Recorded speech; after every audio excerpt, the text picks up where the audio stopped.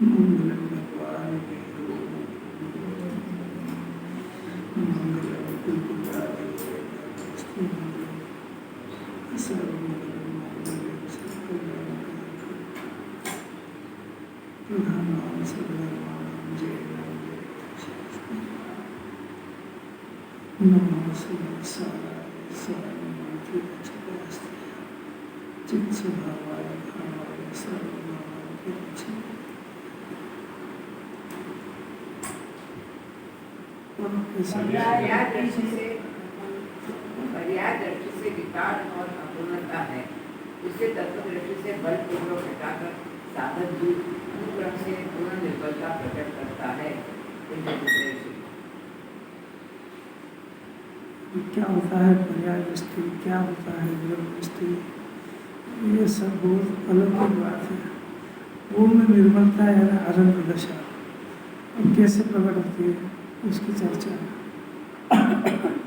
जीव है, ये द्रव्य पर्याय का पिंड है, अनंत गुणों का पिंड है। इसके अंदर जो त्रिकाल द्रव्य है उसमें अनंत गुण बसते हैं और वो सारे के सारे तीनों काल शुद्ध रहते हैं।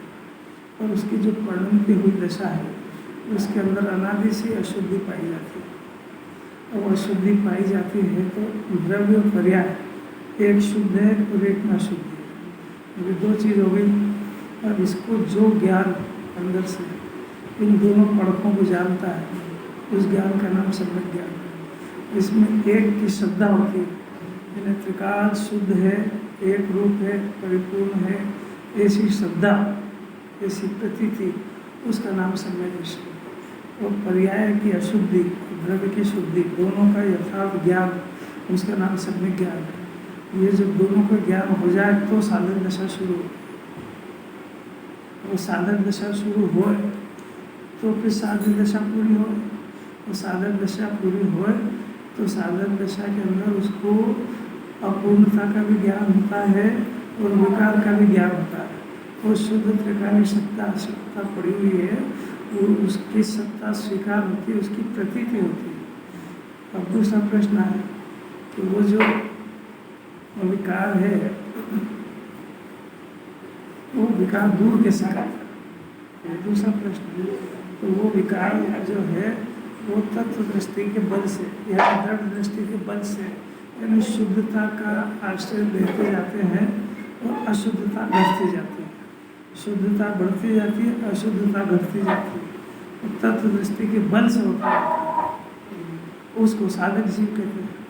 और वो होए तो सही, शुरू तो हो। उसका प्रथम सोपान ये है कि इसको द्रव्य पर्याय का यथार्थ ज्ञान होना चाहिए। खूब सुनो बात जिनवाणी द्रव्य पर्याय की बात करिए जीव भर के। द्रव्य पर्याय ये जीव है, ये शरीर जीव नहीं है, सब समझो बात में।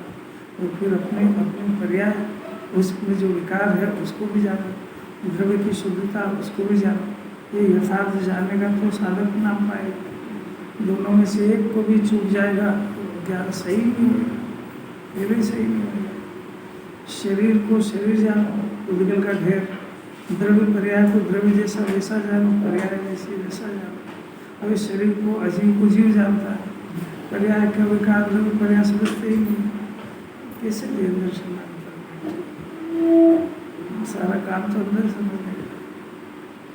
मैं शरीर हूँ ऐसा मान के जिनवाणी सुनता है तो यहाँ आत्मा मान के बैठो और आत्मा की बात चल रही है, कितना अंतर है। धर्मचंद साहब के कान की बात नहीं, पूर्ण निर्मलता अनुक्रम से सारी निर्मलता प्रकट हो जाती है। झूम लगा दो भाई किसी के पास में तो कोई ना कोई तो देखते ही होगा।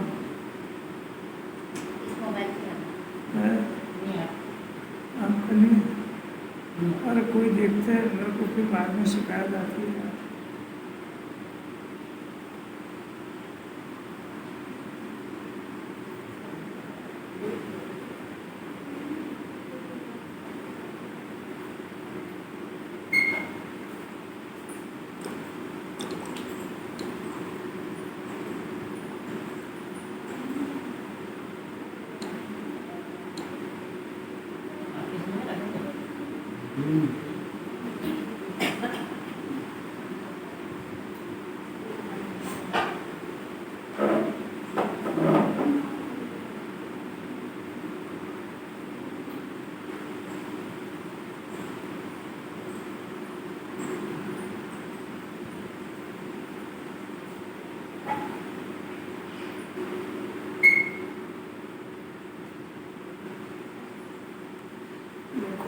हो गया चालू।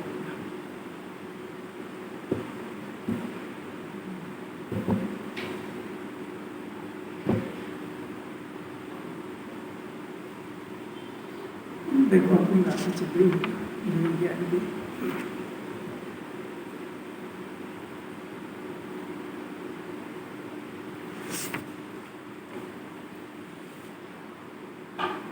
पहला गाथा हुआ था, बहुत प्रकार के निंदा और स्तुति के वचन रूप विज्ञान जो परिणाम होते हैं उन्हें सुनकर अज्ञानी जी मुझसे कहा है ऐसा मानकर रोष और संतोष करता है, यानी क्रोध करता है वो प्रसन्न होता है।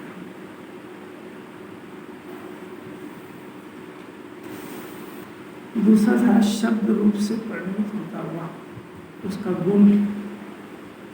अब आचार्य प्रश्न करते हैं, दो बातें बताई, एक आत्मा का गुण बताया, आत्मा के 3 गुण बताए। आत्मा में प्रमेय शक्ति भी है जिसके कारण आत्मा जानने लगता है, और आत्मा जानता भी है और जनाता भी है। जिसको जानता है और जनाता है, दोनों गुण उसमें है। और तीसरा उसके अंदर परिणय शक्ति है। ऐसा कैसे जगत के हर पदार्थ के अंदर परिणय शक्ति है, वो जो उसका जड़ है अगर, तो उसमें स्पर्श रस गंध वर्ण की पर्याप्त है। इस तरीके से इस सारी सृष्टि का, इस जगत का स्वरूप ऑपरेशन काय का चल रहा है कि जीव के अंदर होने वाला मिथ्या दर्शन का परिणाम और रागद्वेष का परिणाम निरर्थक है, ये जीववाणी को सिद्ध करना है। प्रयोजन समझ में आना चाहिए कि जीववाणी कर क्या रही है, काय नहीं पढ़ा रही है। इसके अंदर एक प्रवृत्ति खड़ी होती है कि अपने से भिन्न प्रवृत्ति मेरा है। दूसरी प्रवृत्ति ये खड़ी होती है कि उसको देख करके रागद्वेष करता है। अब वस्तु स्वरूप समझा रहे हैं कि वस्तु स्वरूप ऐसा है कि जीव जो है उसके अंदर भी और पुद्गल के अंदर भी, दोनों के अंदर पढ़ने शक्ति है, उसका उसमें पढ़ना होता रहता है, मैंने पर्याय बदलती रहती है। और जो जीव का काम है उसमें जानने रूप काम भी होता है और जनाने रूप काम भी होता है और परिणाम भी होता है।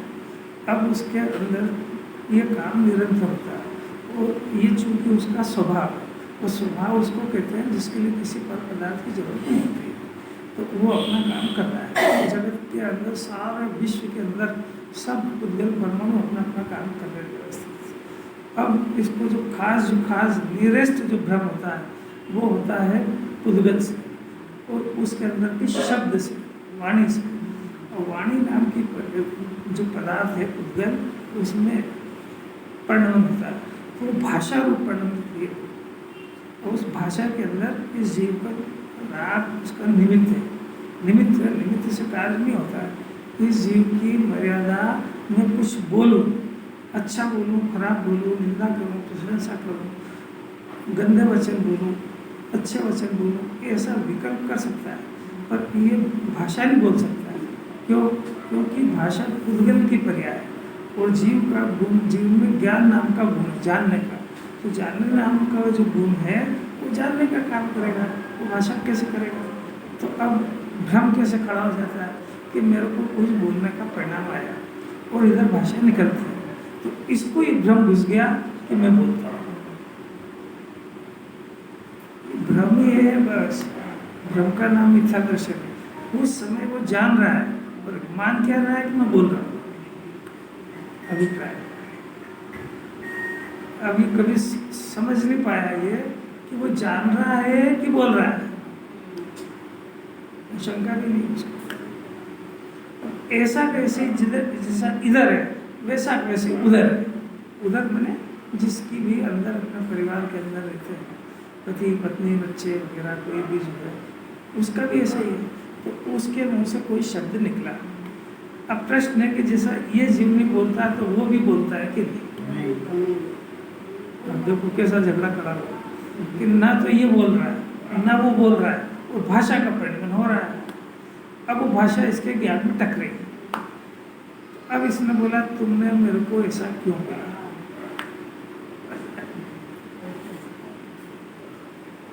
भाई जब अपन नहीं बोल सकते, वस्तु का स्वरूप ही अनंत सिद्ध भी कहाँ बोलते हैं, सिद्ध भगवान कहाँ बोलते हैं, शरीर ही नहीं है।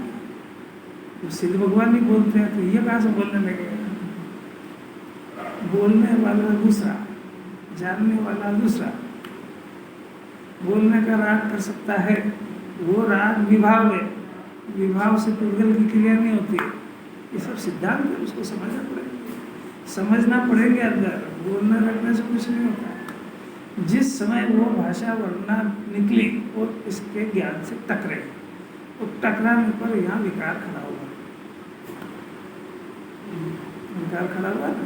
अब इसको तत्व का अभ्यास नहीं होने के कारण अपने विकार का कारण उस भाषा को मानता है, उस भाषा को मानता है, उस व्यक्ति को मानता है, उस व्यक्ति को जो क्लेश हुआ उसको मानता है। अब इसने भी जो परिणाम किया उसका कारण वो आत्मा तो दिखते ही नहीं है, और जिसको देखा वो जीव है नहीं, वो उसने इसको देखा। तो अब सर्जरी तो यहाँ चल रही है, अपने अंदर कषाय हुई तो आचार्य पूछते हैं कि भाई उसने जो तेरे को अपशब्द कहे तो उसका लक्ष्य किधर था। लक्ष्य इधर था, इधर था तो शरीर पे था कि आत्मा पे, तो शरीर तो ये जीव है नहीं। तो उसका जो लक्ष्य जो उसने बनाया, उसने जिसको लक्ष्य करके जो वचन कहा, अभी ये नहीं कह रहे कि वो नहीं बोलता है, अभी तो मान लो कि बोलता है, तो उसका जो लक्ष्य ये था इस शरीर को लक्ष्य करके बोला, पर ये शरीर तो ये है ही नहीं ना। तो अगर इसको उस बात से प्रभावित हो रहा है तो निश्चित रूप से इसको अपने शरीर का और आत्मा का भेद ज्ञान नहीं है, क्योंकि वो जिसको लक्ष्य करके बोल रहा है वो तो मैं हो ही नहीं। जैसे कोई व्यक्ति पड़ोस वाले को गालियाँ बक रहा है तो वो बकता रहे भले, इसको क्या मतलब है। तो इसके घर में इसको यदि बोल रहा हो तो नाराज भी हो, ऐसा कैसे। वो जिसको लक्ष्य करके बोल रहा है वो तो जीव है, अपनी भूल निकाल रहे हैं, उसको कोई शिकायत नहीं कर रहे कि उसको वो तेरे को जानता ही नहीं है, इसलिए उसका जो वचन है वो वचन तेरे को लगा ही नहीं। पहली बात, एक बात। दूसरी बात, वो वचन जो है और इसका जो ज्ञान है, तो ये उस वचन में और ज्ञान में भेद ज्ञान नहीं होने के कारण ये वचन उसके टकराए, तो वो वचन स्वरूप के संबंधी इसको ज्ञान हुआ है अंदर में। वो जो ज्ञान हुआ है ना इसको, उस वचन का जो ज्ञान हुआ वो ज्ञान वचन से नहीं हुआ है, वो ज्ञान अभी इस रूप पढ़ने का उसकी योग्यता थी, उसका काल था। स्वतंत्रता बता रहे ना, भाषा से ज्ञान नहीं हुआ है, की इच्छा से भाषा नहीं निकली है, उस भाषा से इसको ज्ञान नहीं हुआ है। वो जो ज्ञान हुआ है, उस भाषा संबंधी जो ज्ञान हुआ है वो इसी ज्ञान का परिणाम है, वो भाषा का परिणाम नहीं है, क्योंकि भाषा बाहर रह गई और ज्ञान यहाँ परिणाम कर रहा है। वो ज्ञान में परिणाम हो रहा है, तो ज्ञान का जो परिणाम हो रहा है अभी इस समय में, तो ज्ञान में जानने रूप भी परिणाम हो रहा है और वो भाषा संबंधी भी परिणाम हो रहा है। तो जो भाषा संबंधी परिणाम हो रहा है वो तो ज्ञान का परिणाम है। यार समझ, जितने डेप्थ में जहाँ ले जा रहे हैं वहाँ ज्ञान को ले जाना पड़ेगा। वो भाषा का ज्ञान है कि ज्ञान का ज्ञान है, वो ज्ञान का ज्ञान है कि ज्ञान का ज्ञान है। अरे क्या अलौकिक बात, ऐसा समझ जाए जिन्हें भगवान ऐसा जानते हैं, ज्ञानी भी ऐसा जानते हैं। चारित्र संबंधी कषाय होती है, भले ही होती रहे, पर स्वभाव में श्रद्धा में विपरीतता निकल जाती है। इस स्वभाव की विपरीतता यानी अभिप्राय की विपरीतता जिन्होंने पहले निकाली। अभिप्राय में ऐसा है कि मैं बोलता हूँ, अभिप्राय में ऐसा है कि भाषा से ज्ञान होता है, अभिप्राय में ऐसा है कि वो बोलता है, अभिप्राय में ऐसा है कि वो गाली बकता है, अभिप्राय में ऐसा है कि वो प्रशंसा करता है। ये इसके अभिप्राय की भूल है, जबकि ऐसा कुछ है ही नहीं जगत के। मन नहीं लग रहा, नहीं लग रहा संजीव जी, नहीं लग रहा, बहुत कठिन है। पड़ोसी मान ले सब बीमारियां दूर है। आत्मा को सुनो, फिर से सुनो, आत्मा को स्व मानने तो शरीर पड़ोसी दिख जाएगा, तो पड़ोसी पड़ोसी कहते रहने से अनंतकाल नहीं दिखेगा। भी अपना घर पता लगे तो इसको पड़ोसी कहे, तो पड़ोसी कैसे कहेगा। उसको सिखा दो बोले बच्चे को कि भी ये पड़ोसी पड़ोसी क्या करे।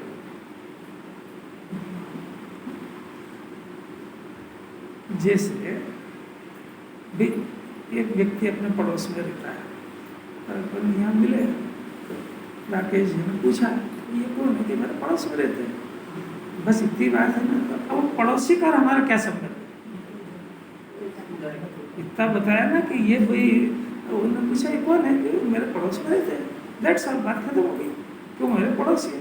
अब प्रश्न ये है कि उस पड़ोसी का और मेरा क्या संबंध है।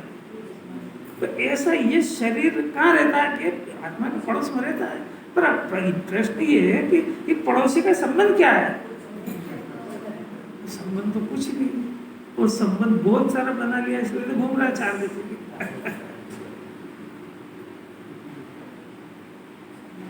जैसा इसने कहा था कि पड़ोसी है, तो पड़ोसी का वास्तव में कोई संबंध होता ही नहीं है, पड़ोसी तो पड़ोसी है। तो शरीर को पड़ोसी मान ले तो सारा झगड़े खत्म हो जाए, फिर राग बच जाएगा, तो श्रद्धा की भूत तो चली जाएगी, राग बाग के सब निमटते रहेगी जीवन।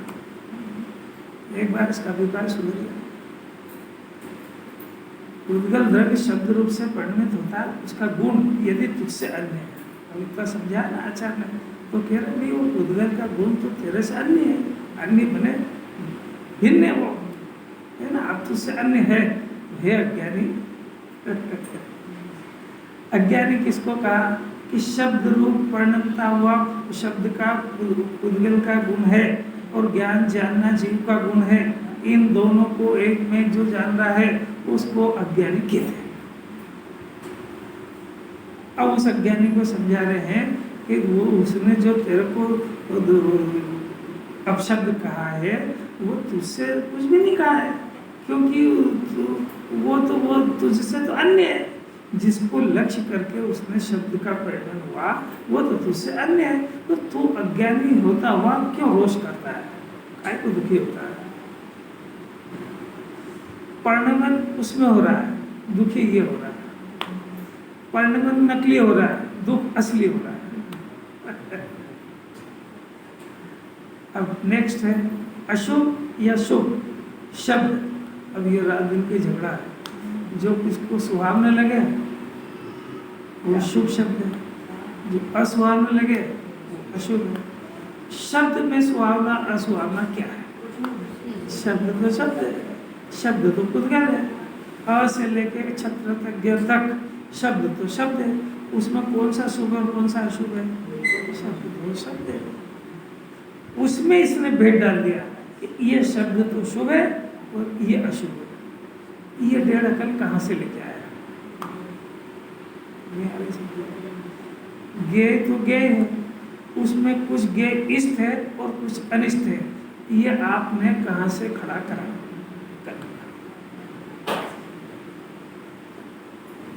गे के अंदर दो भेद कैसे करें, ये अज्ञान की उपज है। गे तो गे, अगर गे में भेद करना हो तो एक स्वगे है और एक परगे है, पर गे के अंदर इष्ट और अनिष्ट नहीं है। भेद तो करना इसको आता है। तो बताएगा क्या सुना, साक्षी सुना रहे हैं, क्या सुना यहाँ है भी क्या है? हाँ, गे के अंदर दो भेद, पूरा विश्व है ना, तो एक स्वगे है जानने वाला और एक परगे है। ये दो भेद तो बराबर, क्योंकि स्वर पर का है ना। पर वो जो गे दिखे उसमें कुछ इष्ट है कुछ अनिष्ट है, ये अज्ञान जनित कल्पना है, ये दुख का मूल है। क्यों? क्योंकि जिसको इष्ट जानेगा उसके पीछे राग करेगा, जिसको अनिष्ट जानेगा उसके पीछे द्वेष करेगा। और वो दोनों के दोनों इष्ट और अनिष्ट है ही नहीं, जड़ नहीं है। इसका ज्ञान का उनसे गैस कोई संबंध ही नहीं, तो संबंध है ही नहीं, तो इष्ट और अनिष्ट का प्रश्न ही नहीं है। इसका नाम ज्ञात अवस्था। उसको यूं सिखाओ कि तू राग मत कर, तो रुक रहा है क्या राग? इष्ट अनिष्ट की कल्पना जो हो रही है उसके पीछे राग द्वेष का झगड़ा है। अशुभ या शुभ शब्द तुझसे ये नहीं कहता है कि तू मुझे सुन। आप देखो गजब हो गया, वो जो शब्द है वो शब्द की वर्णा निकली। अब शब्द की वर्णा जो भी कुछ है उसने ज्ञान को निमंत्रण दिया क्या कि भाई तुम मेरे को सुनो। और ज्ञान जो जान रहा है ना निश्चय जान रहा है, तो ज्ञान अपने द्रव्य गुण पर्याय की मर्यादा को क्रॉस करके यानी अपने घर को छोड़ करके जिस पदार्थ को उसने जाना उसके घर में गया क्या? जा ही नहीं सकता। ये एक द्रव्य में दूसरे द्रव्य का अत्यंत अभाव यहाँ सिद्ध होता है। वो पदार्थ वहाँ परिणमन कर रहा है, ये पदार्थ यहाँ परिणमन कर रहा है, इसका द्रव्य गुण पर्याय उसमें नहीं जाता, उसका इसमें नहीं जाता है। अब वो पदार्थ उद्गल की पर्याय वो ज्ञान को कहते नहीं है कि तुम मेरे को जानो देखो और मेरे अनुसार परिणमित करो, भाषा की पर्याय कहते नहीं है। और ज्ञान भी अपनी सत्ता को छोड़ करके वहाँ जाता नहीं है, जाता नहीं। जब ऐसी वस्तु व्यवस्था है तो राग दोष रूप दुख रूप काय को परिणमन करता है, ये आचार्य प्रश्न। अरे दुख निराधार सिद्ध हुआ कि नहीं हुआ? किसी अरे वो कोई अपशब्द सुनने को आया, निंदा का परिणाम सुनने को आया, तो निंदा का परिणाम जगत में है ऐसा नहीं कहना के लिए है। और वो निंदा का शब्द अगर पहले उस जीव का फैसला कर लो तो वो जीव तो जगत का है, रागी द्वेषी जीव है, उसका काम ही जो भी कुछ करना हो करे, निंदा करे प्रशंसा करे, जो वो उसका मैटर वहाँ तो खत्म हो गया। अब यहाँ निंदा का शब्द अपने सुनने में आया, तो वो जो निंदा के शब्द संबंधी जो ज्ञान हुआ वो अपने ज्ञान की पर्याय है कि वो उस जिसमें वचन की पर्याय है, वो तो अपने ज्ञान की पर्याय है। अब अपने ज्ञान की पर्याय का कर्ता कौन है? वो शब्द, वो निंदा का शब्द है कि अपना ज्ञान है। तो अब इसको दोष क्लेश किसके ऊपर करना बाकी? अब तेरी तो द्रव्य का प्रोडक्शन है वो, पर कौन जवाबदार है? अरे वो इसके अंदर शब्द तो आई नहीं, निंदा भी नहीं आई, और वो अपने को जानता भी नहीं है, और खाली शब्द का परिणमन हुआ है, इतना सत्य है। पर वो शब्द संबंधी जो ज्ञान हुआ है वो ज्ञान का कर्ता कौन है? तो अब ये दोष किसके ऊपर लगा रहा हूँ, निंदा किसके ऊपर कर रहा है, तो उसमें नुकसान किसका है? मैंने इसने ये कहा, क्या कहा, यानी इसने माना कि मैं ऐसे शब्द नहीं सुन सकता हूँ। यही आवाज है ना क्रोध में, तो कि मैं ऐसे शब्द नहीं सुन सकता। तो ये नहीं सुन सकता, तो ये तो तेरी पर्याय है। तो तू क्या कह रहा है मालूम है कि ये ज्ञान की पर्याय मेरे अंदर होना ही नहीं चाहिए। तो तू अपने ज्ञान और श्रद्धान में ज्ञान का अभाव चाहता है, जो तेरा वाम निरोध की तरफ है, क्योंकि वो ज्ञान स्प्रायमान हो रहा है और तू खुद कह रहा है कि मैं नहीं सुन सकता, मैंने बंद हो जाएगा। क्या कोई समझ में आ रही? ये उसकी जड़ों को नहीं समझेगा जब तक ये कषाय जाने वाली नहीं है। अब यदि प्रश्न दूसरा वो गहराइयों से हो तो भाई उसको जो अपने पीछे ऐसा बोलने का परिणाम आया, अपन ने उसको पूर्व में बोला, उसका उदय है इसलिए उसके भी ऐसा परिणाम हुआ, ये सब लंबी कहानियाँ है, सब आगम भरत बताएगा। सब ऐसे ही नहीं होता है, सब क्रमबद्ध में इस जीव में उस पूर्व में किसी को निंदा अपशब्द कहे, उसका ये उदय है तो ये दूसरा कोई क्या करे? सब बाद में से जिनवाणी इसी को पकड़ेगी। अगर अपने कषाय को दूर करना हो तो शब्द नहीं कहता है कि तू मुझे सुन, और आत्मा भी अपने स्थान से चुप होकर श्रोत्र इंद्रिय के विषय में आए हुए शब्दों को ग्रहण करने को या न जानने को नहीं जाता। ऐसे लौकिक बात। अब अशुभ या शुभ रूप तुझसे, अब ये रूप की बात है। अभी तक काय की हुई, शब्द की हुई, शुभ और अशुभ शब्द की हुई, अब रूप की कर रहे। रूप तुझसे यह नहीं कहता है कि तुझे मुझे देख।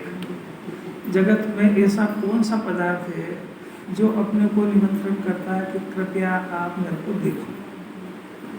इसके राग से देखता है, इसे अपने राग से देखता है। कितनी अजब गजब की बात। देखे ना तो कोई दिक्कत नहीं, पर देख के राजद्वेष करता है।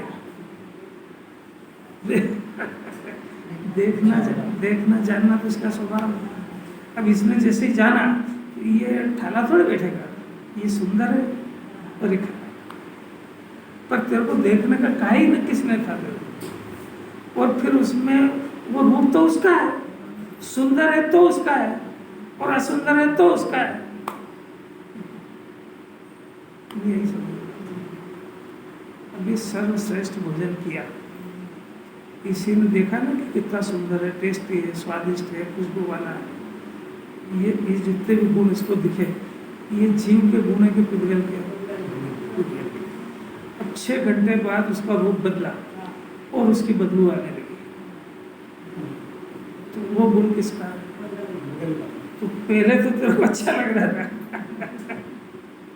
और अब बुरा लग रहा है, तो उसमें उस गुण का क्या दोष है?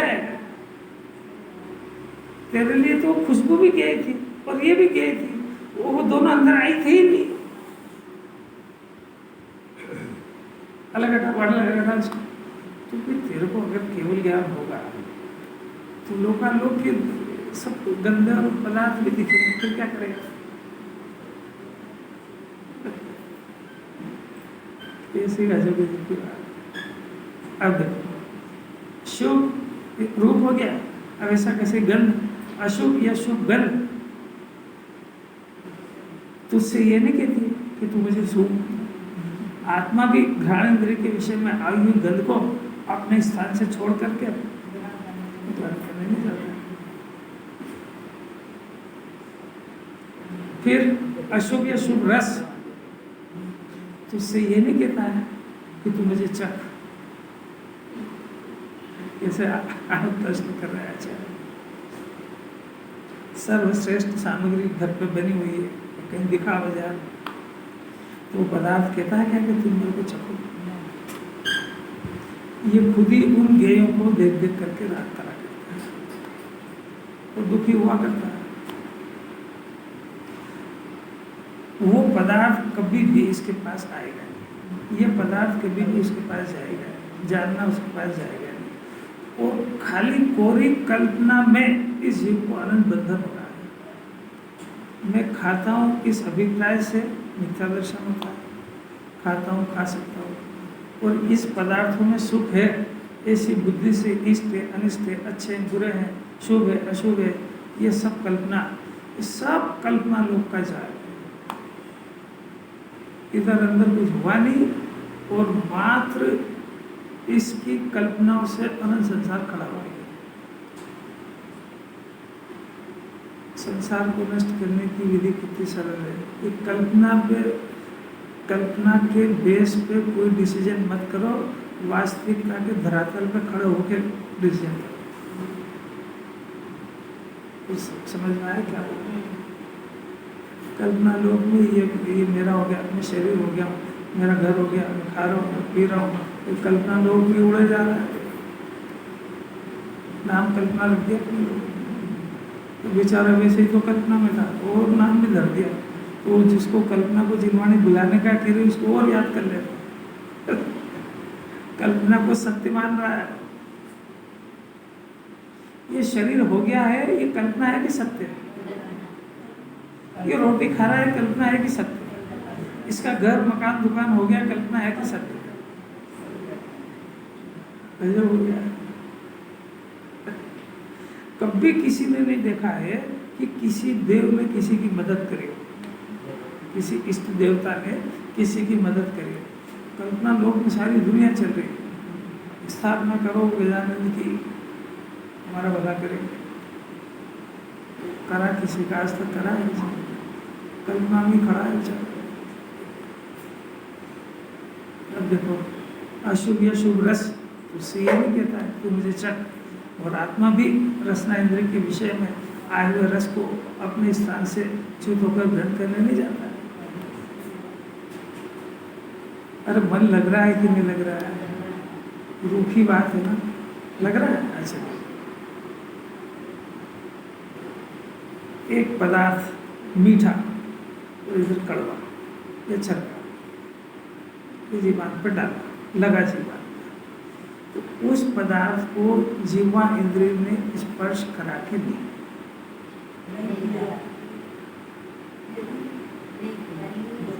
साक्षी क्या कहना, नहीं करा, पक्की बात, अच्छा नहीं करा ना, तो जीवान को कैसे पता लगा कि मीठा है और ये कड़वा है? अरे जब जीवान ने तो स्पर्श ही नहीं करा तो कि ज्ञान ने कर लिया क्या? यही तो पूछ रहे हैं कि ज्ञान मीठा कड़वे का हुआ कैसे? देखो फिर से 5 इंद्रिय का जो ज्ञान होता है, आत्मा तो अतीन्द्रिय पदार्थ है, एक ज्ञान का गोला है, इसके अंदर से ये 5 खिड़कियों के माध्यम से उसको ज्ञान होता है। ठीक है, आत्मा में ज्ञान होता है और इंद्रियों से नहीं होता है, आत्मा से होता है। और जब ये आत्मा में ज्ञान होता है तो उस समय वो आत्मा जिस इंद्रिय का लक्ष्य, जिस इंद्रिय की हेल्प लेता है, उस इंद्रिय को उसमें निमित्त कहते हैं। निमित्त की परिभाषा है, निमित्त से कार्य नहीं होता है। ये तो आपने पहले बोल दिया, भले मानो कि मत मानो। मैंने जीवा इंद्रिय से जीव को ज्ञान नहीं होता है, पर जब एक आत्मा का यहाँ जो प्रदेश है, वो जब जीवा या ये स्पर्शन इंद्रिय से उसको ठंडा को छुआ, तो वो जब ठंडे को छुएगा तो ये स्पर्शन इंद्रिय उसमें निमित्त होएगी। वो उसको स्पर्शन इंद्रिय के बगैर आंखों से देख के ठंडा ही नहीं मान जान पाएगा, उसको स्पर्शन इंद्रिय की हेल्प लेना पड़ेगी। पर वो स्पर्शन इंद्रिय से ठंडे का ज्ञान नहीं होएगा। ऐसा कैसा, वो चखने के लिए ये खट्टा है, मीठा है, कड़वा है, चक्का है, ऐसा चखने के लिए उसको रसना इंद्रिय की मदद लेना पड़ेगी। ली उसने ली, परंतु वो रसना इंद्रिय तो निमित्त है, वो निमित्त से कार्य होता नहीं है। अब प्रश्न फिर ये हुआ कि जब इसने वो पदार्थ जीवा से लगा नहीं, क्योंकि 2 द्रव्यों के अंदर अन्य भाव, और जीव ने अपने ज्ञान ने रसना इंद्रिय को नहीं छुआ है। कैसा जादुई चमत्कार है। और इसको खट्टे मीठे का ज्ञान हुआ है। अब आखिर प्रश्न है कि वो कैसे हुआ खट्टे मीठे का ज्ञान, जब एक दूसरे ने कुछ न कुछ करा दे।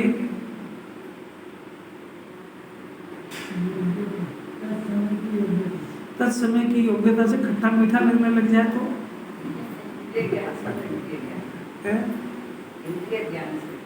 वो इंद्रिय ज्ञान अज्ञान,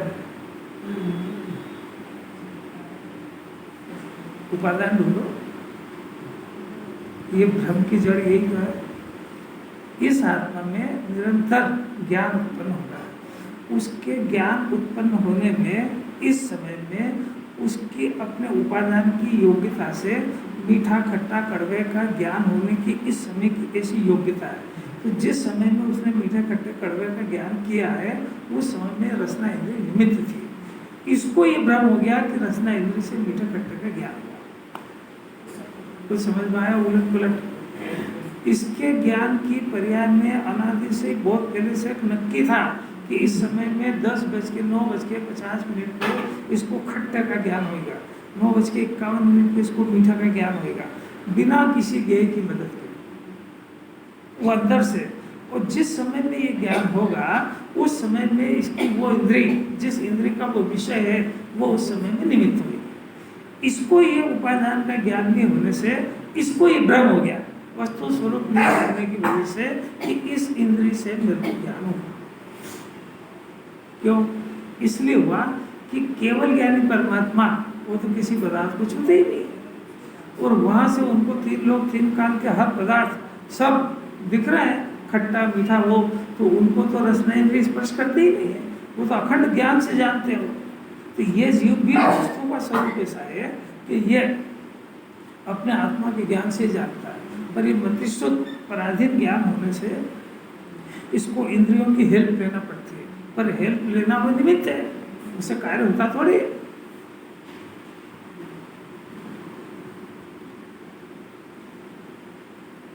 ऐसी गजब की बात है,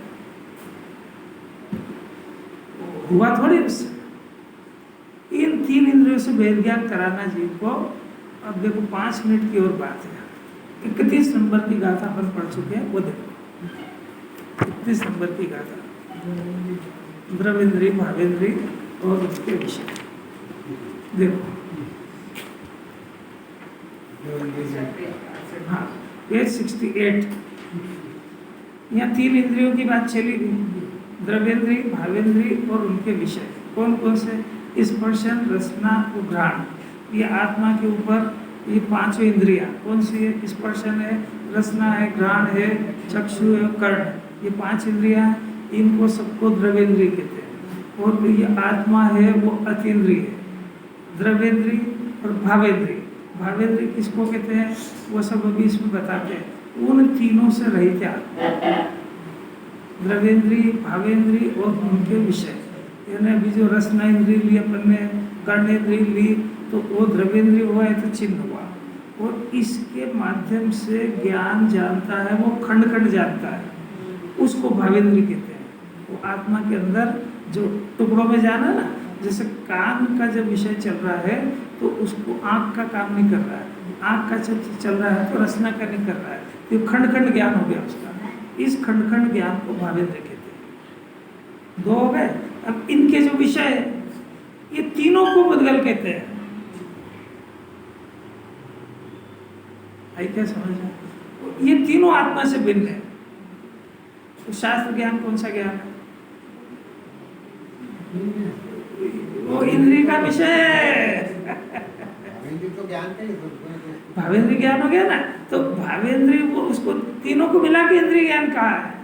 तो इंद्रिय ज्ञान को अज्ञान कहा है, खंड खंड ज्ञान को भी हो गया।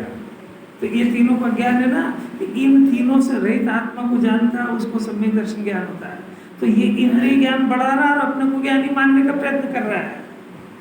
यारी समझना है, पुरुषार्थ है।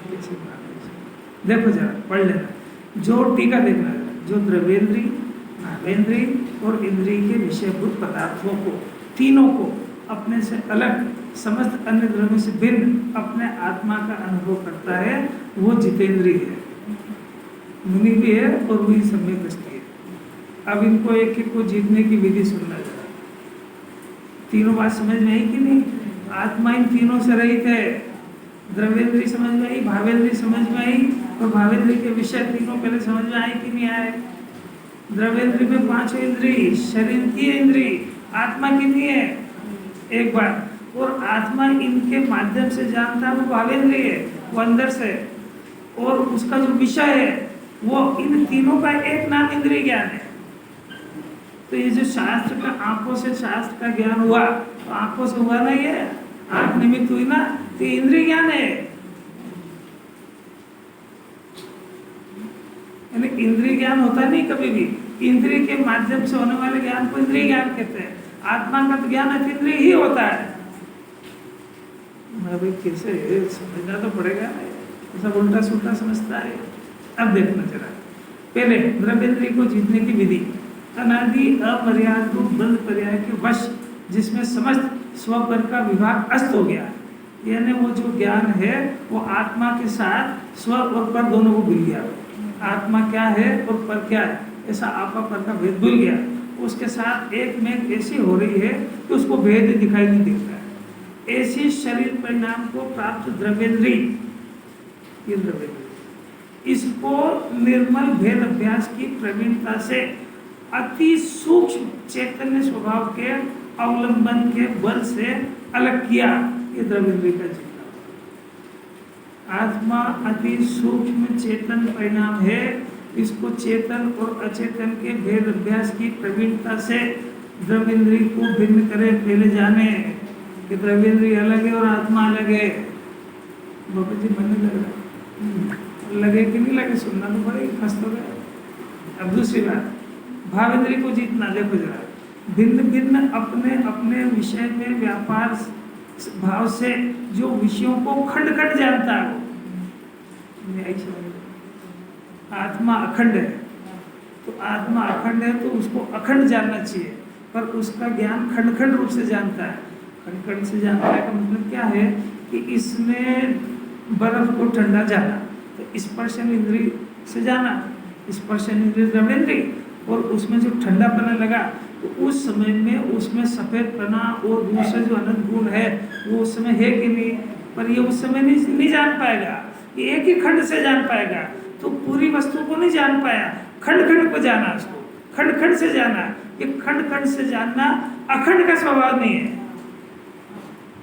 नहीं समझना। अरहर भगवान को वो वस्तु पूरी अखंड जानने में आती है, उसका ठंडा गर्म रूखा चिकना भारी सब वो एक साथ जान लेंगे, पर ये नहीं जान पाएगा, इसको खंड खंड जानना पड़ेगा।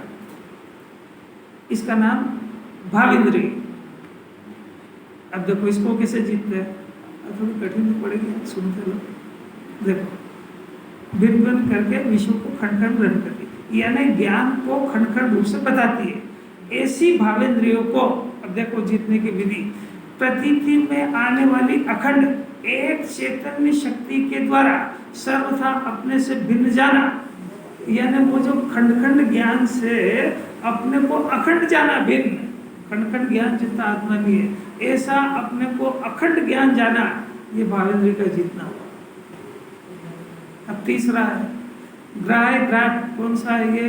द्रव्येंद्रिय, भावेंद्रिय और उनके विषय, मैंने जो पांचों इंद्रिय है, स्पर्शन का विषय, रसना का विषय, चक्षु का विषय, चक्षु का विषय सब पूरी दुनिया को देखता है, ये सब इंद्रिय ज्ञान है।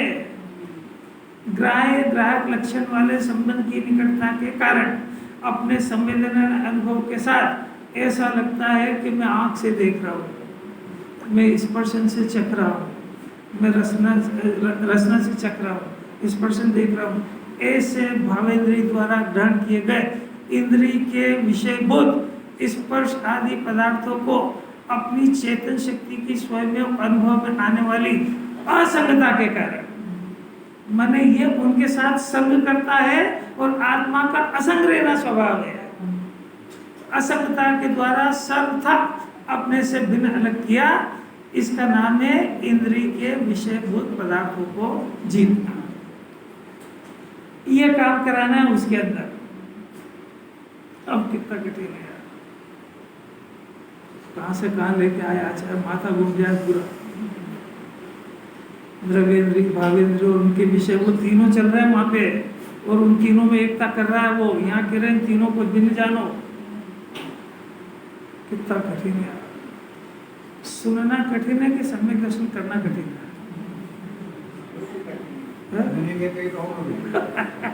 सुनना जब कठिन लगेगा तो इसको करना तो बहुत कठिन है। सुनना तो सरल लगेगा नहीं, बहुत सरल है, प्रयत्न करेंगे, इतना तो बोलो ईमानदारी से।